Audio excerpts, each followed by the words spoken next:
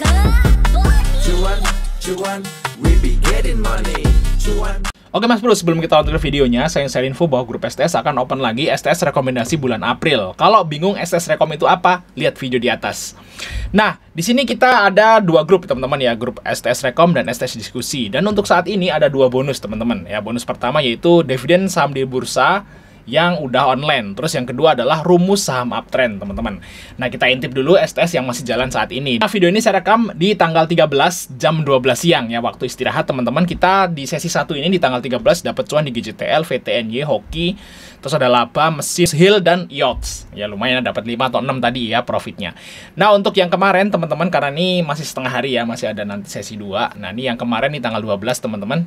Nah, kita dapat cuan di saham apa aja nih, yaitu BIF ya, BMRI ini swing. Jadi ada menu swingnya, nanti teman-teman pakai tabel khusus. Terus ada Hill, ada Yachts, Awan ya, terus Mimik, INDX, Bufa, LPPF, dan KKGI. Lumayan kita dapat 8 atau 9 untuk di tanggal 12.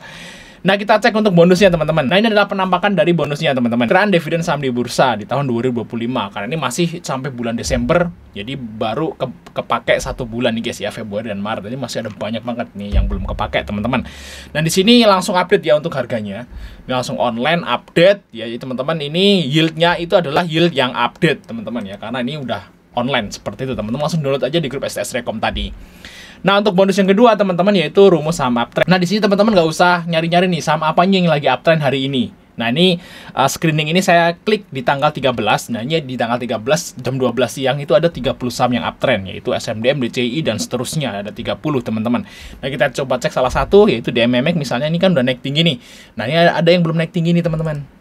Nah, ini saham-saham yang uptrend nih hari ini. Nah, di MMX teman-teman ya, ini uptrend ya. Jadi teman-teman gak usah khawatir nih, gue mau trading di saham uptrend nih sama-sama apa aja ya, tinggal klik aja, itulah saham-saham uptrend di hari ini. Oke, kita lanjut ke videonya teman-teman. Oke Mas Bro, kali ini kita akan bahas tentang jadwal dividen dari Bank Mandiri atau BMRI. Nah, kebetulan kalau Bank Mandiri ini masuk rekom STS ya guys ya, jadi kita bisa contohin kita punya barang. Kalau yang BRI tadi kita memang nggak beli guys, jadi kita belinya Bank Mandiri ya. Nah, kita bisa contohin kayak gini guys, nih lihat nih ya, lihat nih sebentar. Nah, di STS Rekom itu udah cuan segini ya, 9,7 ya, hampir 10% teman-teman. AVG kita itu di 4740. Dan ada beberapa teman-teman yang udah ngambil dari bawah ya, berarti cuannya lebih gede dari ini. Jadi kita posisinya masih hold untuk saham Bank Mandiri teman-teman di STS rekomendasi, udah plus segini ya guys ya. Kita belum jual nih. Nah, kita akan baca jadwalnya dulu ya, mungkin teman-teman bisa membantulah untuk video ini teman-teman. Dan kita lihat di sini untuk Bank Mandiri, memang kita udah prediksikan bahwa Bank Mandiri itu dividennya bakal gede guys. Ya, makanya kita ngambil dari bawah seperti itu. Makanya kita dari BRI, Mandiri sama BNI, kita ngambilnya dua nih, BNI dan Mandiri. Untuk BBRI kita nggak ambil dulu. Kenapa alasannya BBRI kita nggak ngambil? Karena dividennya sisanya sedikit setelah dikurangin oleh dividen final dividen interim kemarin di tahun lalu. Jadi kita ngambilnya cuma 2 saham ini guys. Nah, kita contohin Bank Mandiri dulu. Nah, Bank Mandiri ini udah rilis ya guys ya, untuk dividen finalnya itu 466,18. Di sini kita udah lihat jadwalnya, udah tahu jadwalnya bahwa dengan ini kami bermaksud memberitahukan bahwa emiten akan memberikan dividen tunai satu lembarnya guys, itu mendapatkan 466 rupiah. Nah, coba kita lihat satu lotnya itu dapat berapa guys. Nah, kita hitung aja ya, 466,184 lah kayak gitu ya, dikali 100. Nah, berarti dividen per lembarnya yaitu 46.000. Nah, kalau si BRI tadi cuma dapat berapa tadi? 20 ribuan. Nah, ini 46.000. Makanya kita lebih milih Bank Mandiri daripada Bank BRI gitu guys, itu alasannya ya.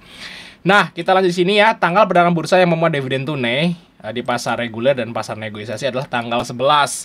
Nah, jadi bagi teman-teman yang belum punya Bank Mandiri dan pengen dapat dividennya, itu maksimal beli itu di tanggal 11 sore. Nah, terus kalau teman-teman udah ngehold nih Bank Mandiri kayak kita nih, nah, kalau pengen dapat dividennya harus di hold sampai tanggal 11 sore juga, sampai tutup market teman-teman. Jadi kalau dijual di tanggal 11 ya, misalnya nih ya, kayak punya saya nih ya, itu dijual di tanggal 11 itu nggak akan dapat dividen.